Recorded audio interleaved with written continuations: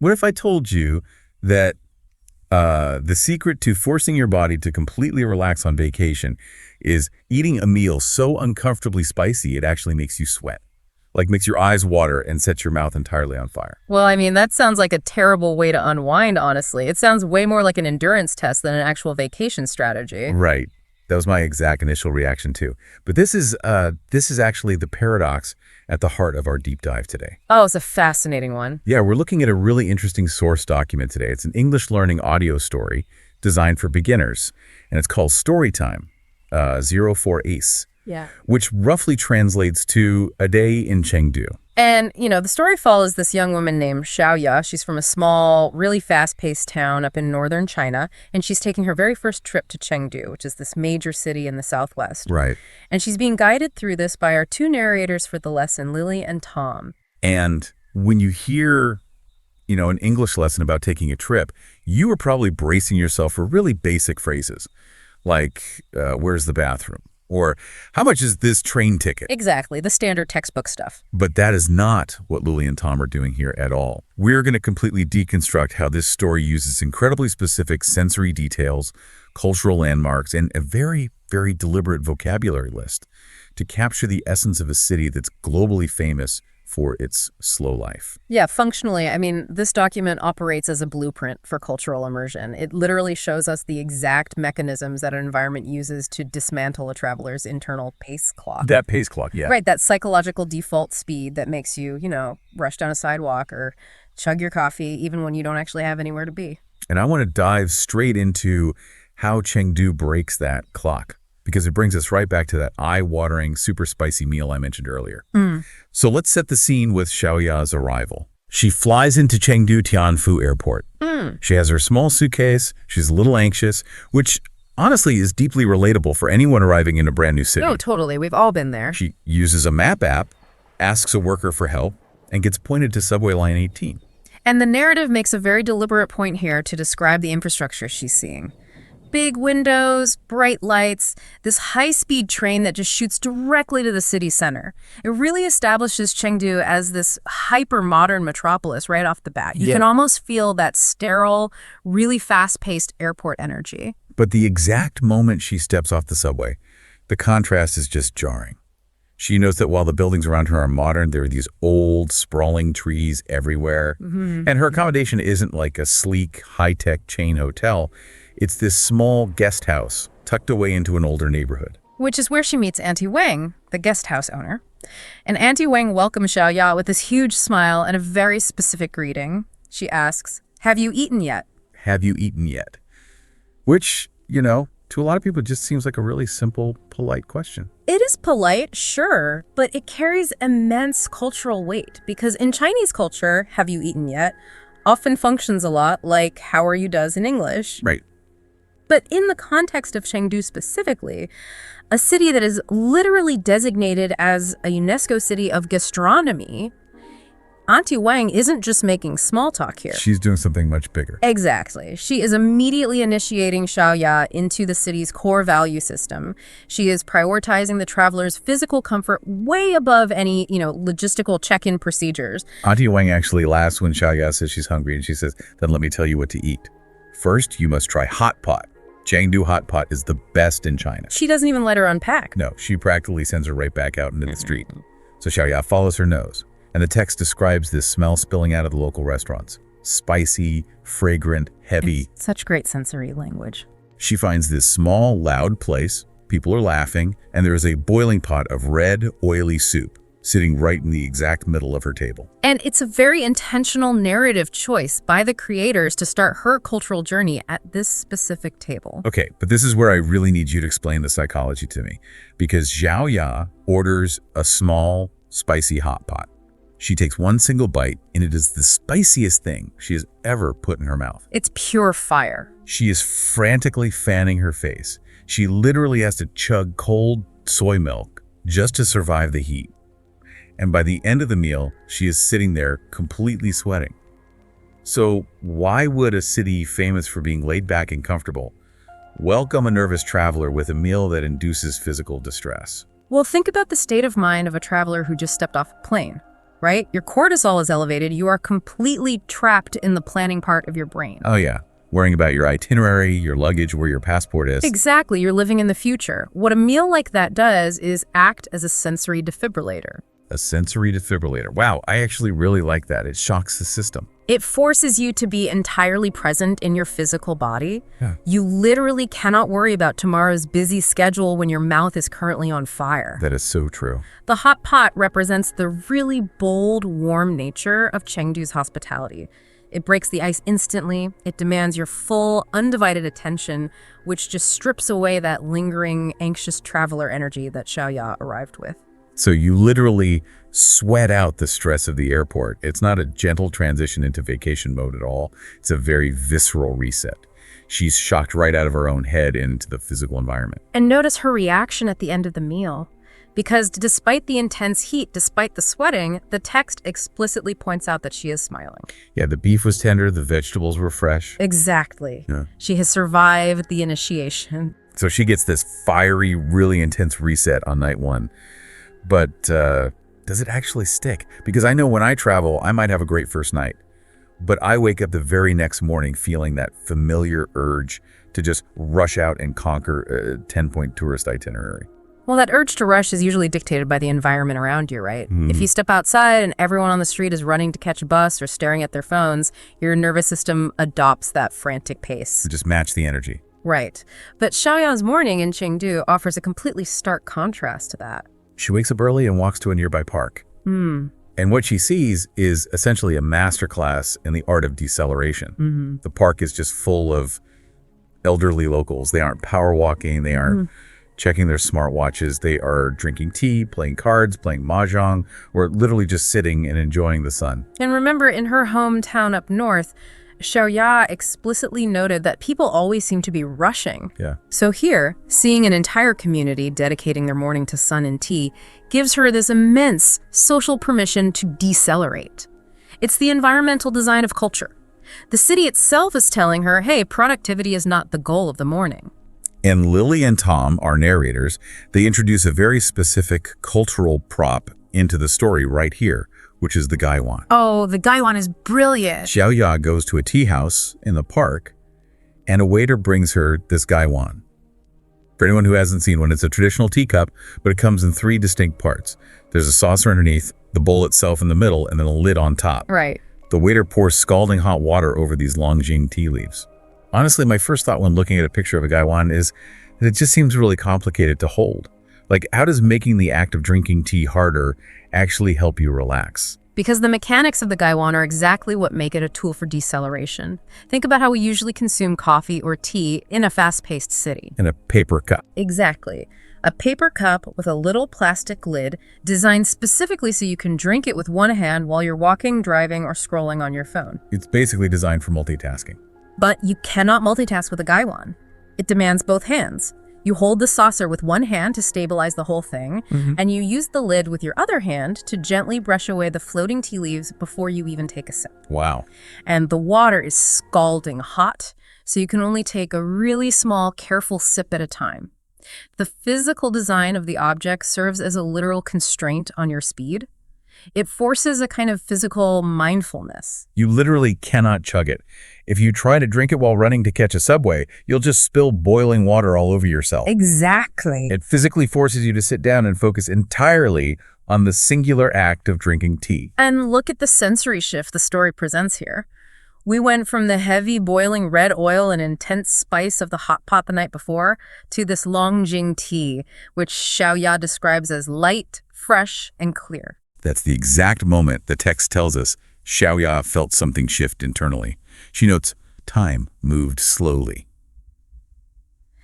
But, I have to play devil's advocate for a second here. Go for it. Is she really relaxing because of the profound culture of the city? Or is it just the fact that she finally took a day off work? Anybody feels relaxed sitting in a sunny park when they don't have to check their work email. Well, think about a vacation in a rushing city. Yeah. Usually just feels like a busy itinerary. Yeah. You're still optimizing your time. You're just optimizing it for tourism instead of work. You're rushing from the museum to the monument. Oh, that's true. Museum fatigue is real. What Xiaoya is experiencing is the city's deliberate balance. You have this intense, vibrant flavor at night that anchors you in your physical body, followed by this really gentle, community-oriented living in the morning that anchors you in the present moment. The environment is actively validating her right to just sit still, which is very, very different from simply having a random day off in a busy place. Okay, so her internal pace clock has been officially reset to slow. And I noticed that once she is in that decelerated mindset, her whole perspective on the city changes. She is suddenly ready to appreciate these tiny details she might have walked right past if she were still in her airport mindset. That's a crucial observation. When you are rushing, you miss the nuances of history. You just see old buildings as obstacles on your way to the next major landmark. Right. Because Xiaoya has slowed down, she is fully receptive to the afternoon's experiences. She goes to Quanzai Alley, which translates to the wide and narrow alleys. It's this beautifully preserved old neighborhood with narrow streets and traditional houses, and she wanders into a small shop selling handmade silk scarves.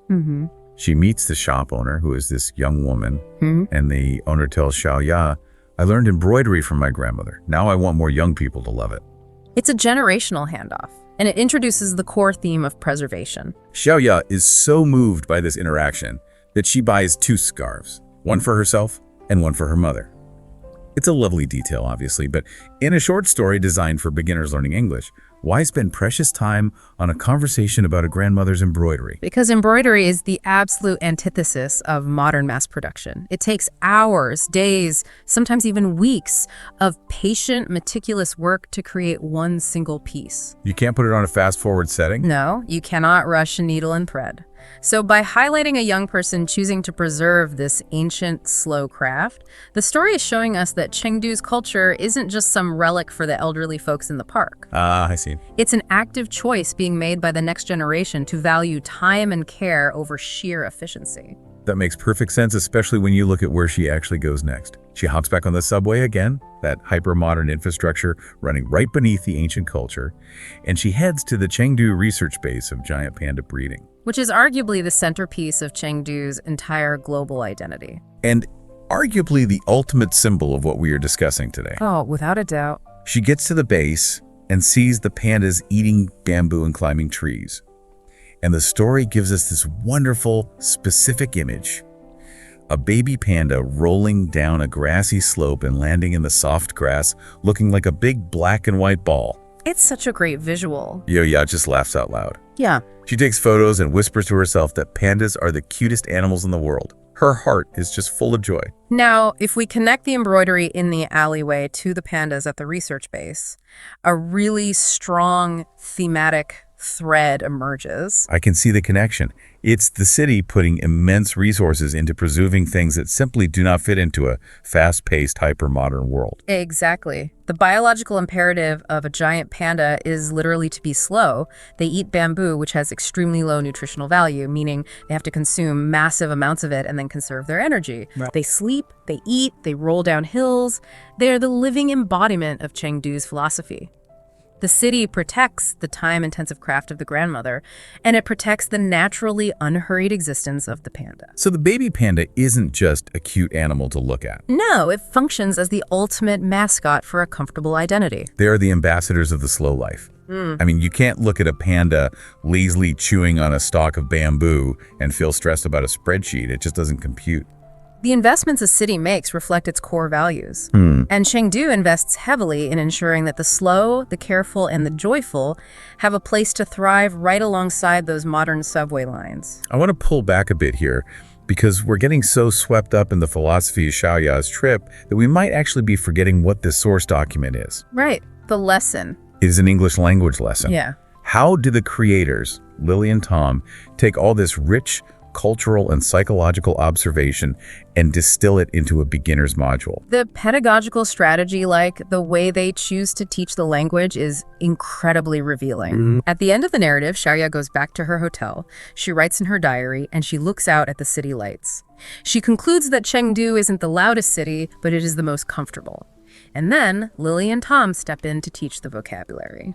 They pull out 5 key words for the learner to practice.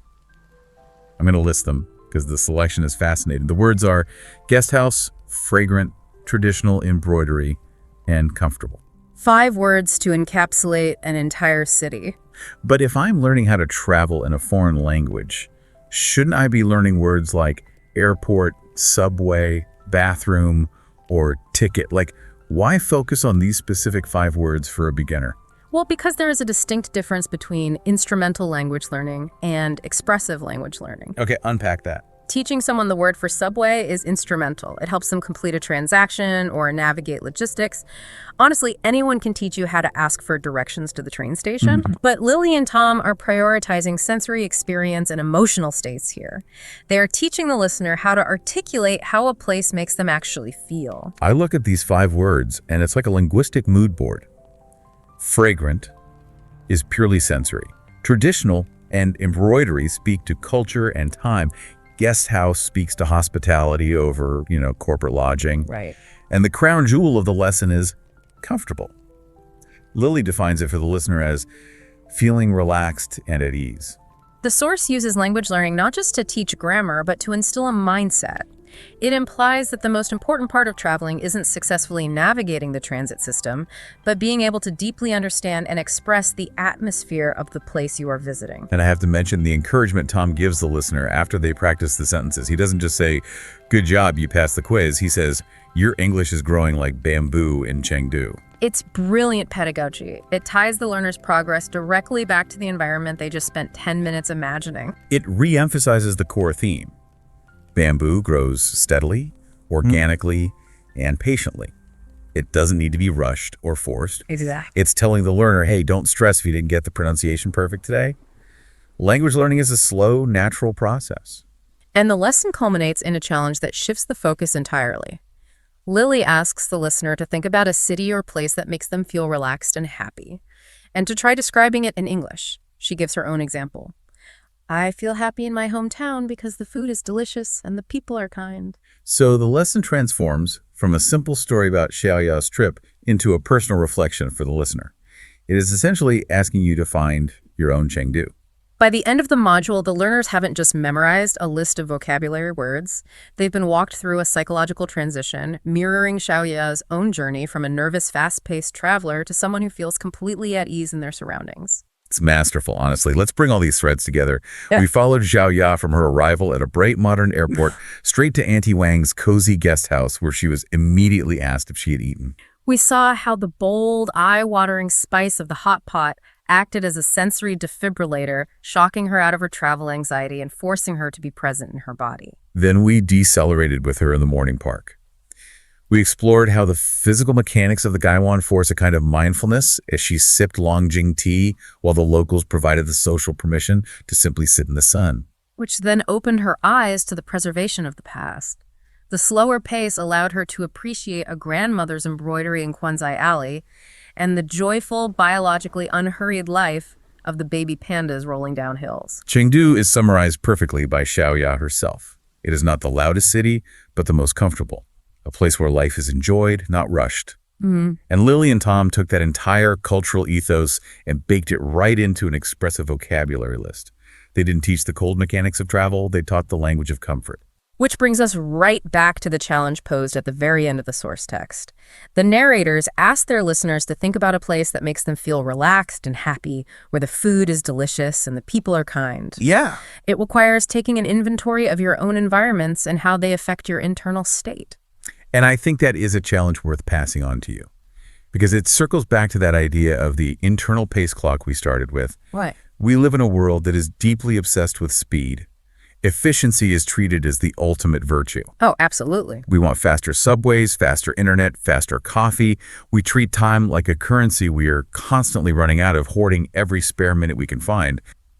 But looking at Xiaoya's day in Chengdu, it leaves me with this final, really provocative thought. What is that? If we spend our entire lives obsessing over efficiency, trying to save 5 minutes here and 10 minutes there, what are we actually saving all that time for? What if the ultimate luxury in a hyper-modern world isn't about saving time at all?